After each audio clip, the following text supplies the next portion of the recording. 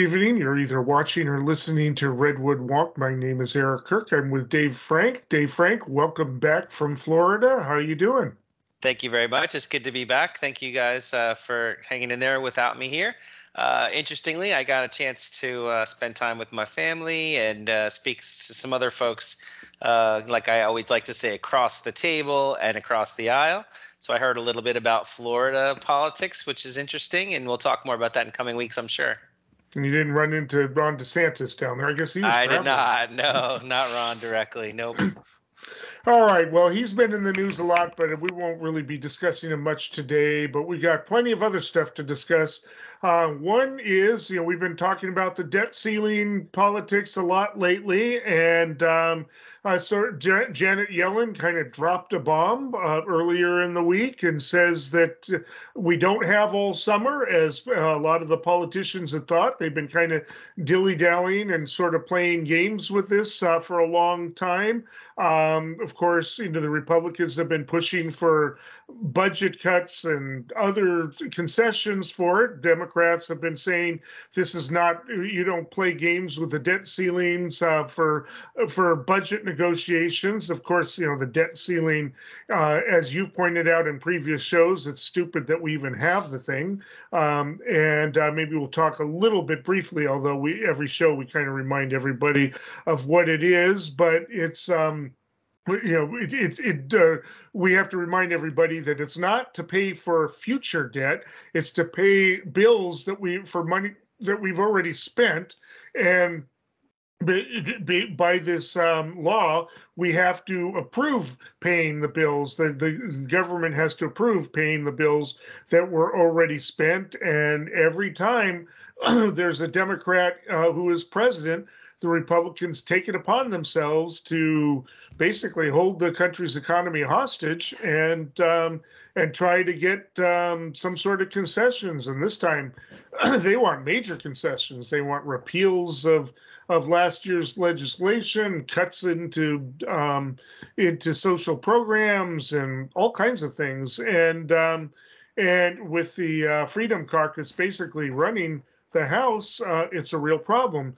And basically, politicians that thought they had all summer to try to work this out, Janet Yellen says, actually, we're running short because tax revenues, thanks to the Federal Reserve having really impacted the economy with interest rate hikes, and they raised it again one more time today. They say probably it's going to be the last time this year, unless inflation continues to rage. But all of a sudden now, even though the Democrats are maintaining their rhetoric of no negotiations with economic terrorists, there are rumors that they are actually talking in the background to make a deal. McCarthy is actually sweating it. He doesn't know if he can get his caucus under control. And even McConnell, who was saying, hey, I'm not a part of this, is going to be showing up to negotiations. And Biden, who said he wouldn't negotiate, is apparently being forced to negotiate because this could be a real serious thing. It could actually create a worldwide economic crisis. Dave? Yeah, I think this is a really interesting time now because it's starting to put a finer point on things that were seemingly a little bit more gray. They're still gray. There's still a lot of uncertainty, but we are being forced, I think, to look at them a little bit more closely. So two angles here. I think one is the economics of it and one is the politics. So just sort of broad brushstrokes. Brookings Institute pointed out, this is a direct quote. Treasury is required to make payments, honor the debt, and not go above the debt limit. Three things that cannot happen all at once. Or that cannot all happen at once. So that in a nutshell is what's going on. So where's the wiggle room here? And so this, just for people who maybe don't pay as close attention or don't remember, the current debt limit after the last time it was raised, it's up to 31.4 trillion, and we already hit it. We technically already hit that limit back in January. It's just that there are extraordinary measures that are in place. So moving money around certain pools or piles or categories, for example, selling assets in certain pension funds. So there's things like that that's happening at the Treasury level. And so there is a cost. There is a cost if we breach it. If the X day it's called, or the debt ceiling becomes binding. That's another quote. And the cost is that it'll cost the U.S. more to borrow. It's going to be, depending on the estimates, close to $1 trillion over 10 years, and we're talking give or take $100 billion in just extra interest payments, which is not a small amount. But more importantly, it would be the full faith and credit of the United States that would be in jeopardy. It's that we've never not paid. So that's a moral issue. But in terms of the economics, like you pointed out and we've talked about before, this money's already been obligated. So there's nothing that really says that they can't keep spending money that's obligated. The debt limit seemingly it could face a day in court of whether Congress even has that ability to say we are going to spend this and then tell itself, oh, but we can't spend it. Because why wouldn't it be the other way around? Oh, we have to raise taxes. Right. You know what I mean? So there's nobody saying you must raise the taxes. And similarly, there's probably nobody saying, no, you must not pay the bills. So that's, there's a political. Dave, let me ask you a quick question here. Go for it. A couple of shows ago, you weren't here. I came across an article that was from 2012 where there was an academic article that made a suggestion to Obama. Obama didn't take it up, but they said, look, one way or another, you've got to violate the Constitution if the Republicans don't agree to raise the debt limit, because that itself is a constitutional violation, because the 14th Amendment says you have to recognize the debt. So if it's one constitutional violation over another, which is the lesser constitutional violation? If the president simply unilaterally issues bonds or raises taxes, then you've violated separation of powers, but you've traded one constitutional violation for another. So just do one of those, and that way, you've saved the economy. So yeah, you have a technical violation. If they go crying to the Supreme Court, you just tell the Supreme Court, well, you should have shut them down. Don't yell at me for violating the Constitution. They did it first. That's what kids say, right? Yeah. They started it. So I mean. So my answer to that is that you mentioned 2012. There was a plan that was put forward in 2011. How do you deal with this? And it sounds like, again, your eyes might roll back on, oh, this is very technical. But say we did reach $31 trillion limit, and we have bonds to pay, and we have to pay those bonds. Well, what they're talking about doing is, if you make the interest payments only on the bonds, and then you reissue the principal in new debt, you didn't raise the debt ceiling. So technically, they could thread the needle here and continue to stay at the limit, not default on the bonds by only paying the interest portion and paying somebody the interest and a new bond equal to the principal. And then that is not going to raise the limit, because it's going to be equal to the amount that would have been paid out. But can the president do that without congressional authority? I don't know. Well, the Treasury will do it. It will be the treasurer. The Secretary of the Treasury would do it. So yeah, the president would do it. The Secretary of Treasury would do it, and they wouldn't need Congress for that. Okay. Yeah. So I mean, I've read. I think they were suggesting that they just issue new bonds, which is Congress is supposed to authorize that, and because it's unconstitutional, and certainly upping taxes on rich people would be unconstitutional. But Republicans are already violating the Constitution, so why not go for a twofer? So I'm just going to say, let's stipulate that the 2011 plan gets broken out because there's an impasse. We'll talk about the politics of it secondary, but still we're talking about the economics of it. If they went with that plan, that would imply that they're prioritizing bondholders over all the constituents of the government. So every program would not be paid: Social Security, Medicare, all the agencies, all the contractors. So they would stop, everything would stop in its tracks, except paying creditors who are lending money to the government, basically rich people and pension funds would be prioritized over, poor people and non-investors. So that, to me, that there's a moral judgment in there too, and that might not bode well. That, like, if the Republicans think they can hold the economy hostage, it's increasing the deficit, increasing the borrowing costs for every. For the government and limiting all these programs, all the activities of people that are vendors to the federal government too.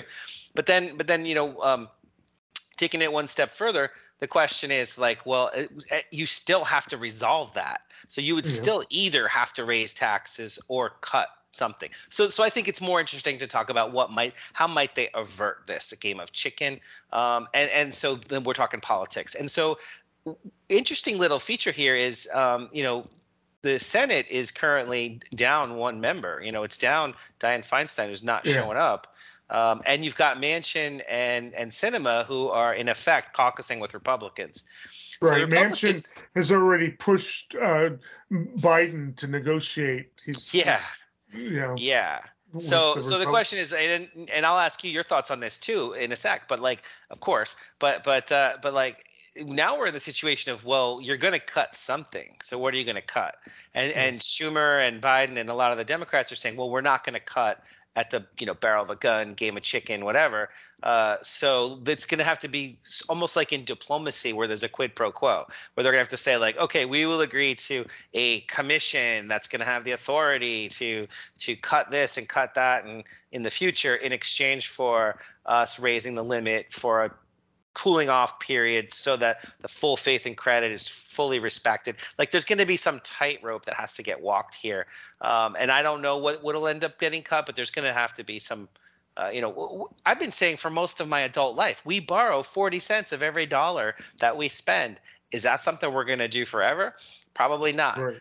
We did it during the financial crisis. We did it during the COVID emergency. We're continuing to do it, for the Biden's stimulus plans and the various budget reconciliation bills that in the aftermath of COVID. So we all admit we're in an extraordinary debt mode that has to change. I don't think it'll be that difficult for Republicans to convince Democrats, conservative and moderate Democrats, to cut something. But the question is, cut what? Yeah, but of course, they could deal with it more if they could take away some of the tax cuts. I mean, that would be a huge difference there. We've shown that the Laffer curve and all of that is moot. It didn't happen. When you cut taxes, it does not lead to more investment that generates revenue. If you tax more, it's more revenue. It just that's the way it is. If you don't, if you let them have the money, they tend to sit on it when it's in a recession, and they'll invest if it's an inflationary phase, and that's not necessarily good either. So it's so they really, if they ever want to get knock the deficit down, they are going to have to restore those taxes, and even probably to higher than they were when the Trump signed those tax cuts in 2017. But that's one thing. They've got to look at the military budget. And look at the military-industrial complex, and look at programs that, when the Pentagon has actually said we don't need these things, but because they're jobs in a prominent congressional district, prominent congressperson's district, they don't get canceled because that would mean jobs in that district. They've got to look at that. I mean, so there's a lot of things that they've got to consider, but that's those are things that need to be considered before they start upping Social Security age and those other things. But right now there just isn't the politics to do that, and right now revenues are lower because the federal the feds are so obsessed with inflation. Everything else is there. Another bank failed this week, right? So they don't, right now they care only about inflation. That's their obsession. They think that's their job. That's not their job. Their job is to keep the banks afloat. That's what the Federal Reserve was set up for, but they seem to think their primary job is inflation. So with that, yeah, I mean, we're going to keep working on this. The Republicans are yeah, obsessed with cutting spending, but they just want to get rid of the entitlement programs. They want to get rid of anything at all that addresses climate change, or specifically anything that pulls anything away from fossil fuel industry. And so, that's where we're at, and I'm afraid that's where the Democrats might cave in order to prevent this from happening. But I mean, we'll see. Yeah, I mean, I think part of the issue here too is that we are on there is some people, I guess, would argue that there is a bubble in asset values, and that the markets are just looking for a sign that for the bears to come in and start sort of betting against the U.S. economy.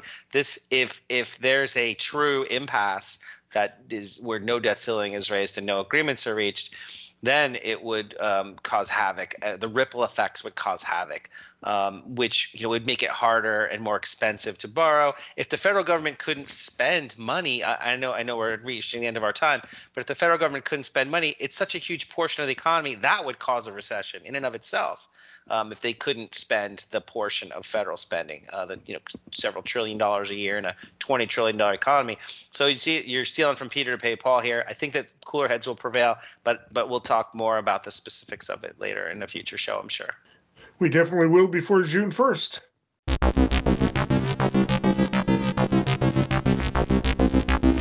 These are not new expenses. It's paying bills that have already been incurred. Why wouldn't we sit down now, set a budget, set a path to get us to a balanced budget, and let's start paying this debt off and make sure the future generation has as many opportunities as we do? It is something that should be done without conditions. We should not be negotiating around it. The extraordinary measures are things like not investing government employee contributions into the retirement funds, things where you can catch up later and make everyone whole.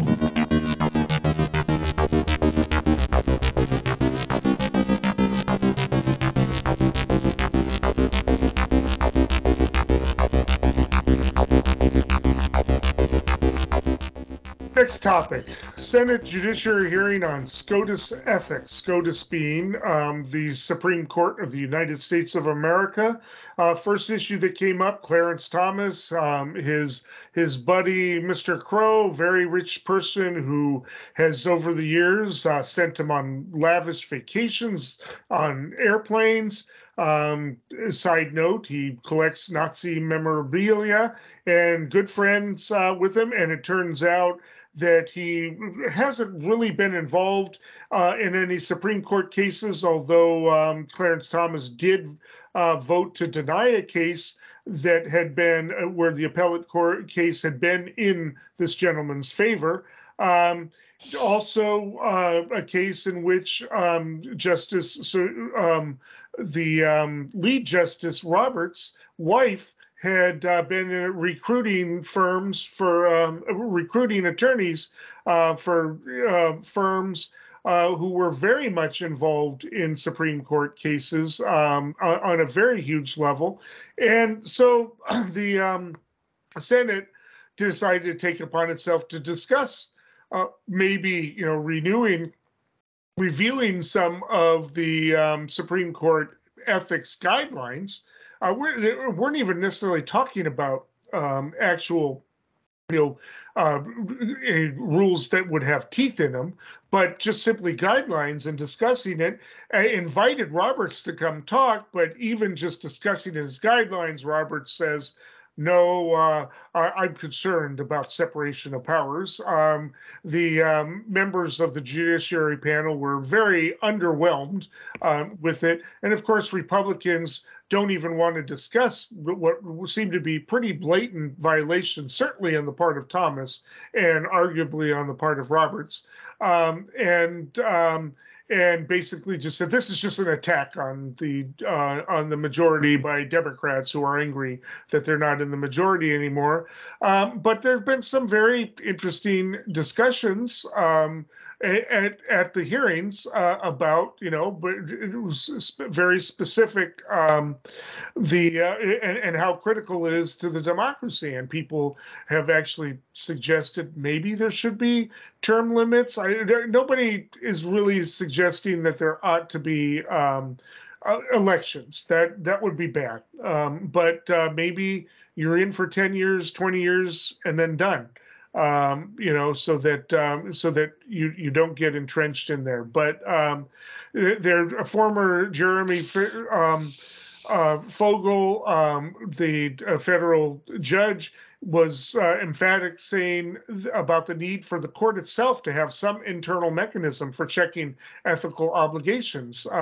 He said ethical questions are kind of a black box, and there are a lot of sources and rules that they follow, but nobody really knows what they are. It hasn't been spelled out, and there doesn't seem to be a whole lot of interest in the Supreme Court in laying them out. And right now, the public faith in the Supreme Court is at an all-time low.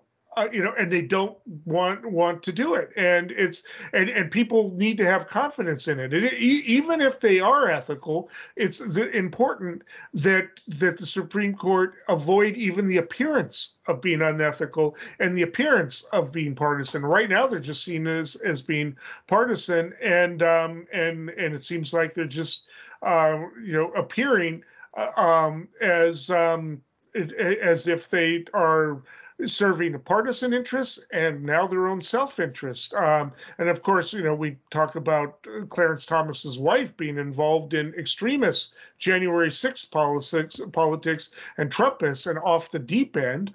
And of course, they're saying, well, it doesn't have anything to do with him. I mean, really? And we know his politics are somewhat extreme. I mean, sorry, we do. And of course, Lindsey Graham is in there just trying to undermine the whole discussion. He says we can talk about ethics, and that's great, but we're also going to talk about today the concentrated effort by the left to delegitimize this court and to cherry pick examples to make a point. And then he refers to selective outrage. Does he? But he didn't bring anything up about liberal justices. So far, he has nothing to say about them because really there's nothing to say about him. So, Dave, what have you got to say? Yeah, so this is interesting. I think there's a couple lanes here too, like I guess with everything, but I'll go to the politics side first because it's the most sort of colorful. So Lindsey Graham's a little tone deaf there, I would say, to because any fair reading of the ProPublica research shows that there is a there in the sense that Justice Thomas didn't disclose. So the standard is just disclosure. There's an ethical standard there. Now there's a separate question of was a law broken? Was it illegal? And that's probably not the case. It's probably not illegal. But even Chief Justice Roberts himself was, in speaking about this in the past, said, well, the court, it's not clear if the Supreme Court must follow the ethical rules of federal employees and judges and political figures, but they do follow it. They do voluntarily follow the ethical guidelines because it's the right thing to do. He's basically saying we are ethical, we follow the rules, even though we don't have to. So that's sort of how it was up until this ProPublica, bombshell that says that Justice Thomas gets hundreds of thousands of dollars of transportation, hospitality, gifts, and a lifestyle of a billionaire friend. And again, there's nothing illegal about it, but you're supposed to disclose it, like he disclosed the other gifts he got from him and other people. And it's not just him. There's like you said, Justice Roberts' wife. Getting over $10 million of finder's fees for a legal headhunting practice of hers. Maybe something like that ought to be disclosed too, because of the potential conflicts of interest with firms that have interests before the court, for example. So it's not that anything necessarily illegal happened, but it's not necessarily Senator Blumenthal said, hey, we're going to need Justice Department to investigate here. I don't think that's where this is going, that we're going to start looking under every rock for all the bad choices the justices made. No. I think it's more about the future, and it's about the ethical applying an ethical standard to them. And so Justice Whitehouse has made a proposal that just basically tries to bring them in alignment with the existing ethical standards.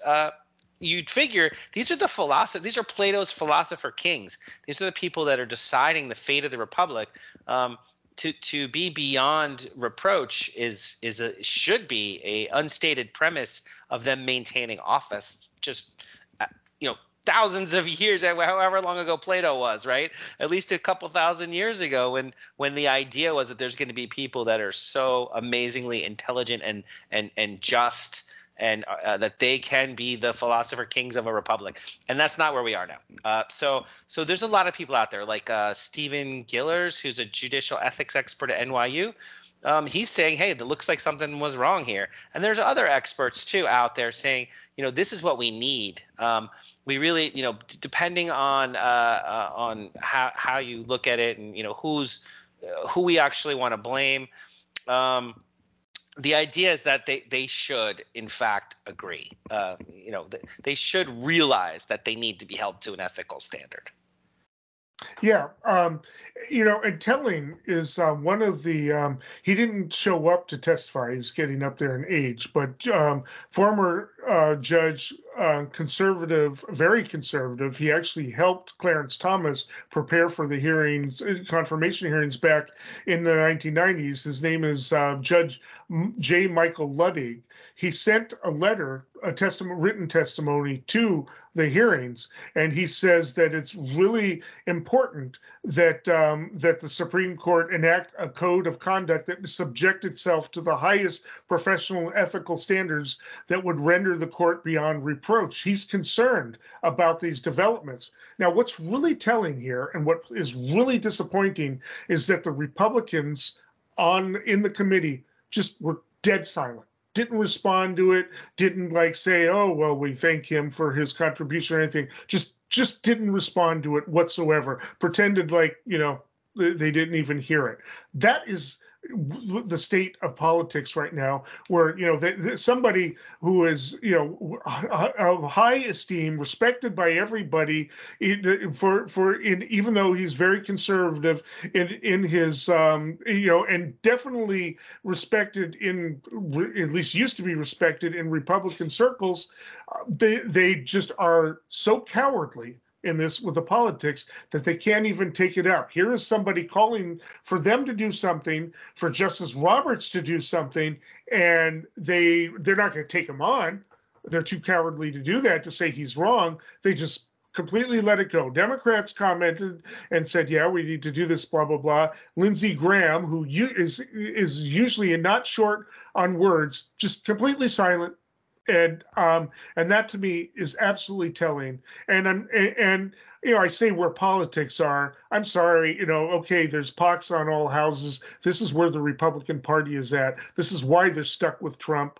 Why Trump is probably going to win their nomination, and why they will probably lose to a very weak Biden candidate in 2024, because they are gutless. So there was one senator who I saw comment from Senator Cruz, and just to show kind of I don't know if tone deafness applies here, but it's more of a sort of a calculated ignorance to a certain extent, a false equivalence, I guess is the right criticism here. He said, he was basically saying, hey, look at former Justice Ginsburg, Ruth Bader Ginsburg, who over a course of a 10-year period, she went on 100 trips paid for by other people, and 28 of those were international. And Justice Thomas, it's about that same 100 trips, and it's only 5 international trips. So, did she do anything wrong? And the answer was no, she didn't. And his position was, see, I told you. There's nothing here. But the difference is she disclosed it. Yeah, right. And it was going to give speeches where you say, I'm going to give a speech to this place and they're going to reimburse me for my travel costs and hotel, lodging, food, all the stuff, where Justice Thomas didn't. And the fact that's this guy's a smart guy. Senator Cruz, he argues in front of the Supreme Court. He's a lawyer. I mean, he's an Ivy League trained lawyer. He's a smart guy. To make that case with the tone and the vitriol and the condescension, to be like, see, I gotcha. She did it too, and they're completely different. And it just shows you in the mud, how in the mud this can be when people are saying, oh, you're just trying to hurt conservatives. You're just trying to hurt Republicans. You guys do this too. And no one's saying that other people don't do it. It's just that other people disclosed nobody's upset that Justice Thomas goes on vacations. All right. It's just it was a secret. It was hidden. And then so what else don't you know is what that makes people start to wonder about. And that's why they need an ethical code. Right now they're just in an ethical vacuum and they know it and there's no consequence. And so I think that the people who are pretending that nothing, there's no there. I think they're intentional. They're intentionally misleading. Yeah, I mean, you can accept gifts if you disclose it. The whole point is transparency. That's the issue, so that people can evaluate whether or not you've been influenced. That's the whole point. And that and if you're hiding it, it suggests that you have been influenced. I mean, that's otherwise, why would you hide it? And 5 times, I mean, that's a lot. It's just, or you're just so arrogant, you just don't think it's anybody's business. Right. I mean, but anyway, this is going to continue, but Republicans are avoiding the discussion. They did not, in the hearing at all, discuss any concept of what should ethics look like. It's just any discussion of ethics is an attack on the conservative majority. What do you do with that? They just don't want to have it discussed. You can bet if all of a sudden 3 conservative justices died, they would be happy to revive the discussion. But right now, it's just a question of power. And I'm sorry, I actually believe the Democrats would be willing to discuss it, even if it's just a matter of show. They would be willing to discuss it in reverse. It's just that complete failure of wanting to discuss it, because if they even discuss it in that context, it would put pressure on the Supreme Court to come up with some system of ethics, and maybe then they would actually have to discuss whether or not they're acting in partisan fashion as they're about to take on a case. I mean, we've got this ruling in Montana where the trans woman has been barred from the legislature, barred from, they can't kick her out of the legislature, but barred from participating in the hearings because she spoke out in a protest kind of similar to what happened in Tennessee. And they took it to the court to say this is discriminatory and a violation of her free speech, and the court says, oh, we can't do it. That's would be a violation of our that would be interference with another branch of government, separation of powers, and the Roberts is saying, oh, that would be an interference, and yet right now. The Supreme Court is taking up a case that where they're saying that they're going to have a right to interfere with what agencies do, what federal agencies can do. So they're very selective about where they feel like they can interfere with what other branches of government can do. I, Richard Billhouse Nixon, do solemnly swear. I, Gerald R. Ford, do solemnly swear. I, Jimmy Carter, do solemnly swear. I, Ronald Reagan, do solemnly swear. I, George Herbert Walker Bush, do solemnly swear. I, William Jefferson Clinton, do solemnly swear. I, George Walker Bush, do solemnly swear. I, Barack Hussein Obama, do solemnly swear. I, Donald John Trump, do solemnly swear. I, Joseph Robinette Biden Jr., do solemnly swear. So help me God. Last issue. Governor Abbott and Eric Adams. This is kind of a complex one, but Governor Abbott was asked by Mayor Lightfoot. I didn't even realize she was still in that position, considering there was an election a while back, but she's still the mayor of Chicago.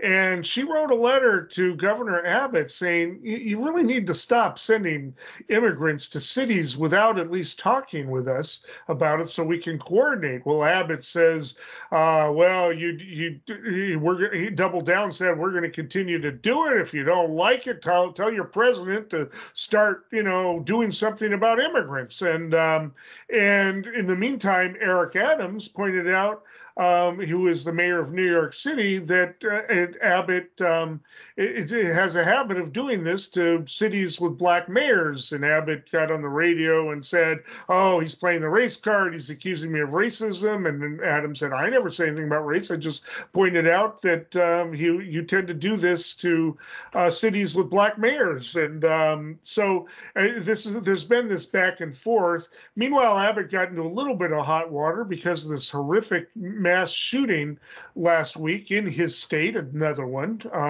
I'd like to point out that I think we're at about 180 mass shootings this year in the country, and I think Texas has more than their share in terms of proportion. The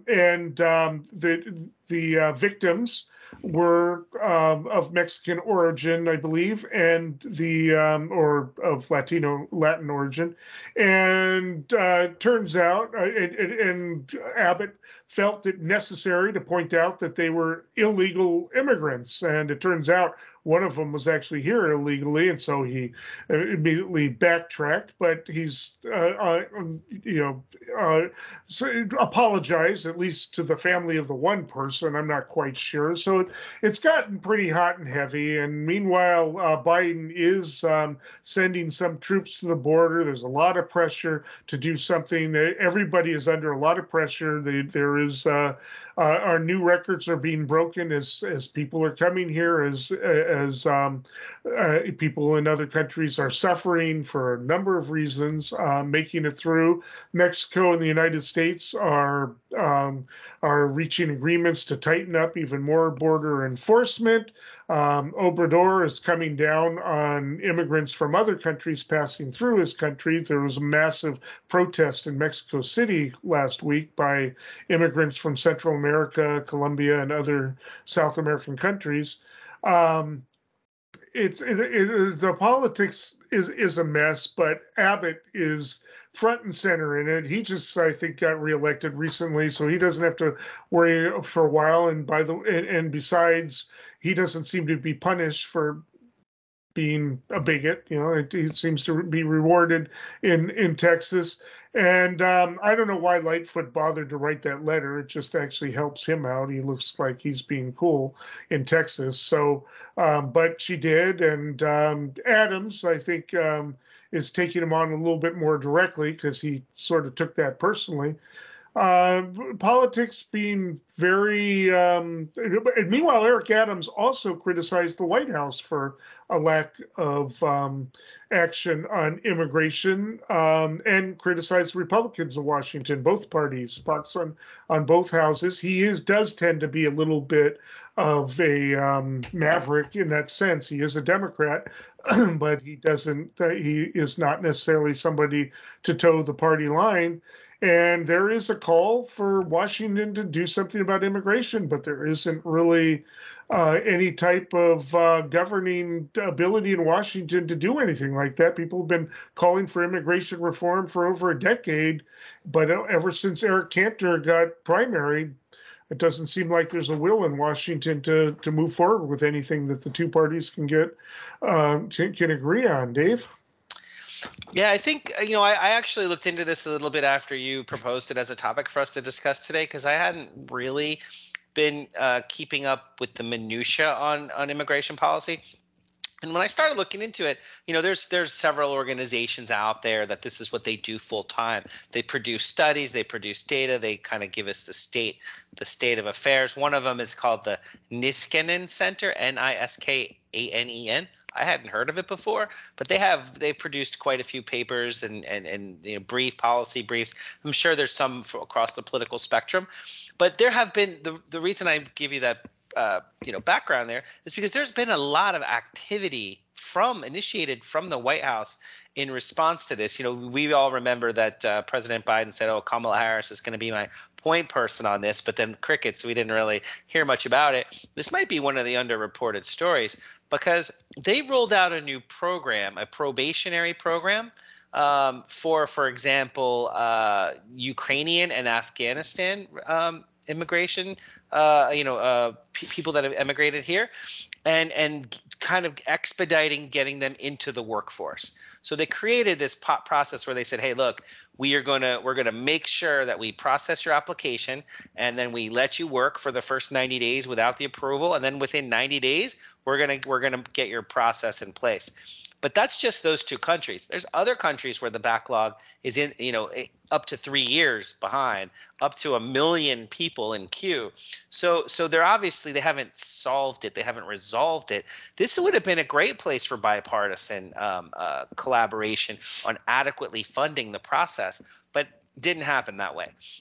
So what instead happened was they expanded this idea of a probationary period for people from Cuba, Haiti, Nicaragua, Venezuela, because they know that those are countries with very high likelihood of a justifiable refugee status.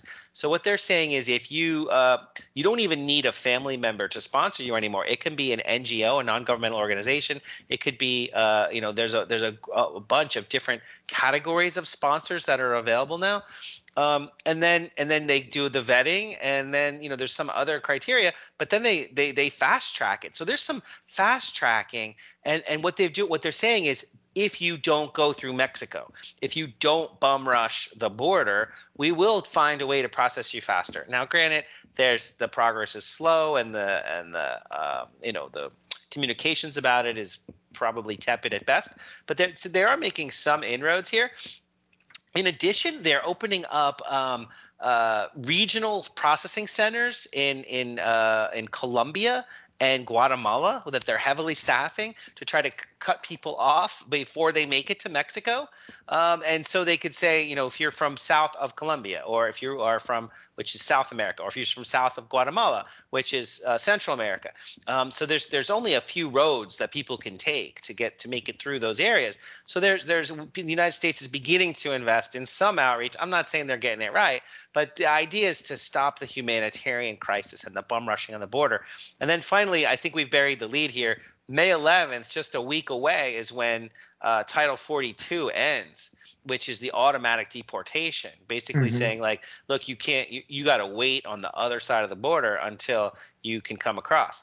Well, that was, I think the number we heard was about 2 million or 2.5 million people have been making attempts. And, we don't know how many of those are overcounted necessarily, but like from multiple attempts, but people have been just coming and coming and coming. Well, that Title 42 is about to end.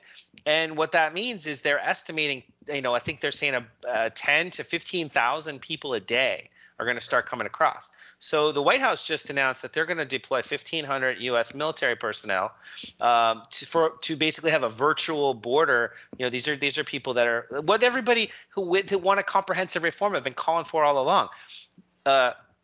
Create a virtual wall, not a real wall. Have technology out there, have manpower out there, and try to coordinate people before they bum rush the border.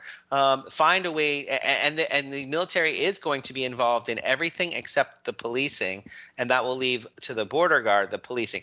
I think this is they waited too long. They waited till the crisis was 7 days away to really roll out the comms on this.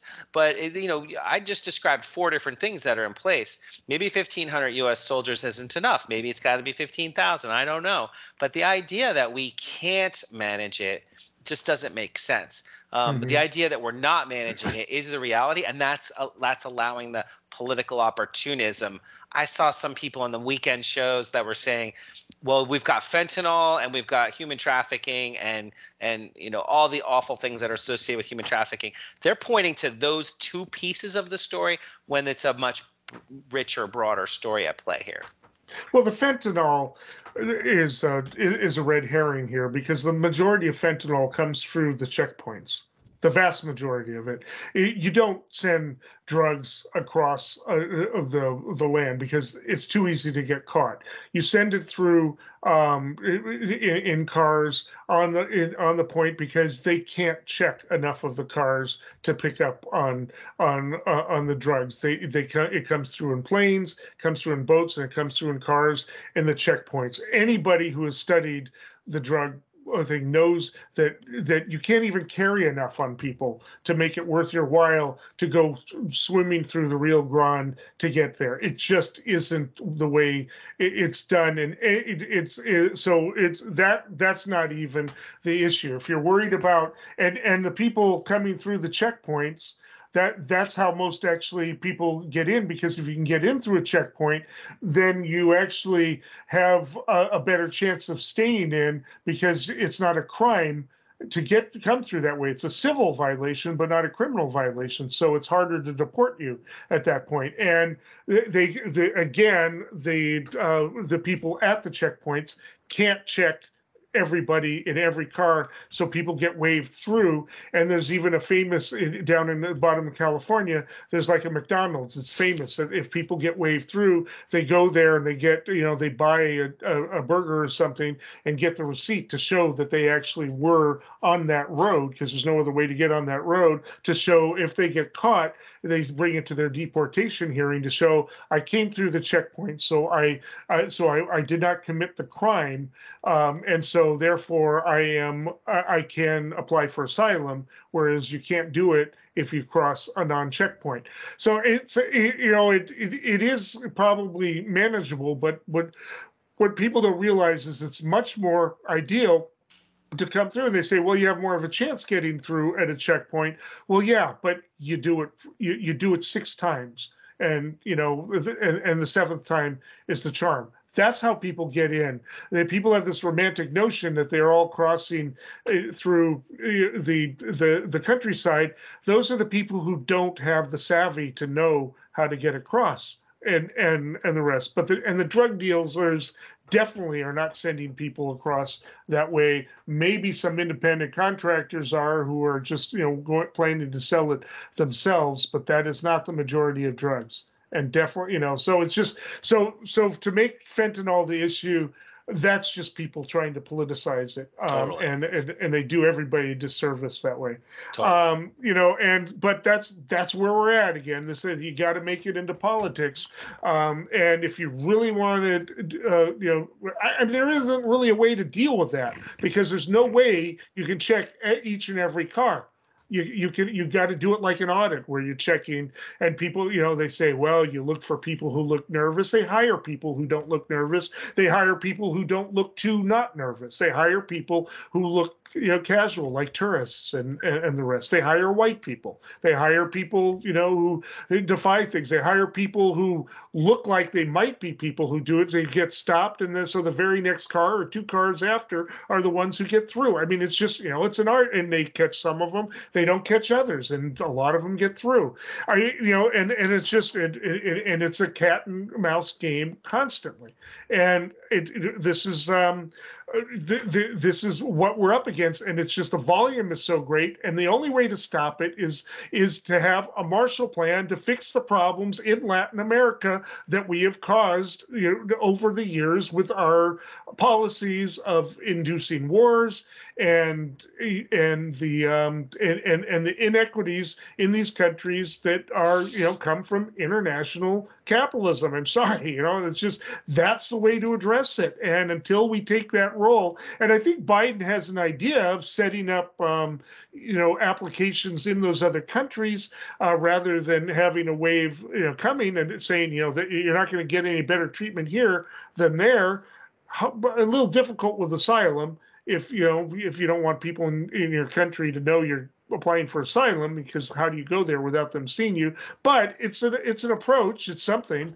Right. I mean, what do you do? There's nothing you can do.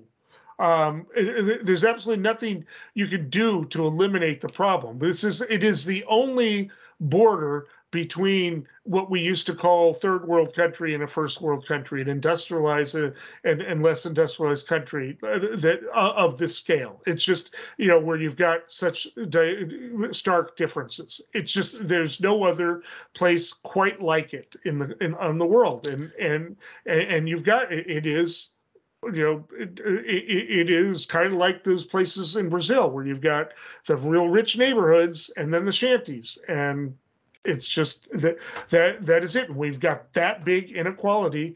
It's going to be like osmosis. People are going to go where the wealth is. When you got 6% of the population with 40 to 50% of the wealth, people are going to go where the wealth is. That's the problem, not border walls and not all this other stuff. But I'm off my soapbox. I know we have a couple of minutes or less left, but I think it's worth pointing out. And again, we'll pick this up because it's an age problem for the ages. But thanks to NAFTA and the new version of NAFTA, Mexico, U.S., and Canada have virtually open trade. It turns out that there are approximately 5 or so areas across California to Texas where there are cities with over 1 million people in them on the Mexican side of the border with massive manufacturing facilities, magnets for jobs, and then their end products are all coming across the border to the United States, which is a large market. So you've got sister cities, so to speak, on both sides of the border, like Tijuana and San Diego. But those are dotted all across the border. So we've got millions. There's a rational justification for millions of people to do sort of this both sides of the border lifestyle. Just like so many Americans go there for lots of reasons, for healthcare costs. And so, again, it's a comprehensive approach is just not in the cards for our current political climate, but that's really what's necessary to get a better understanding of what's happening. All right. We will probably be discussing this in the future and on different angles. Eeny, meeny, chili, beanie. The spirits are about to speak. Are they friendly spirits? Friendly? Just listen. Well, this brings us to predictions. Dave, what do you got for us? I'm surprised at how fast this goes, Eric. I missed you 3 weeks away. So prediction. Chief Justice Roberts himself said that it's unclear if Supreme Court justices are required to follow existing ethics requirements, but they already do so voluntarily. However, based on recent revelations from ProPublica, as we talked about, everyone knows that at least some members are definitely not doing that. So it's now clear that voluntary is not sufficient to maintain credibility. At a time that this institution is plagued by partisanship in its judicial decisions, as you and I have discussed, they need credibility now more than ever. I predict the Supreme Court will eventually agree to the same ethical standards and oversight as other federal judges. Okay, well, Jim Clyburn has just backed Barbara Lee in the California Senate race. Jim Clyburn, of course, is a powerhouse in endorsements, was the one who gave Joe Biden the endorsement in his home state of South Carolina, which allowed him to basically crush Bernie Sanders and all of the rest of the opposition in the 2020 primaries. He is a powerhouse with all kinds of backing, but this is significant in another way, is it brings Barbara Lee, who was the heir of Ron Dellums in the East Bay and is one of 3 candidates and is probably considered the most progressive of the candidates. She used to be, I believe, a Maoist at one point. She was in very progressive politics. Up until now, she had Ro Khanna backing her. Ro Khanna has been pushing for Senator Feinstein to resign because Governor Newsom has pledged he would replace her with a black woman. Also had Representative Jayapal, who heads up the Congressional Progressive Caucus. But Clyburn is a much more mainstream. And the only poll we've had on this race so far, I'm amazed that we've only had one poll, was back in February, basically had Katie Porter a couple points behind Adam Schiff, like 24 and 22 points, with Barbara Lee way back in 6th. This is going to boost her, and she is going to draw more African-American polls, and I believe that this is going to bring Barbara Lee up, and she'll probably be up closer. And if this is going to become more of a horse race between the three, and if she is actually appointed to replace Dianne Feinstein, if that happens, she will be the next senator-elect. Until next time, stay informed and stay engaged.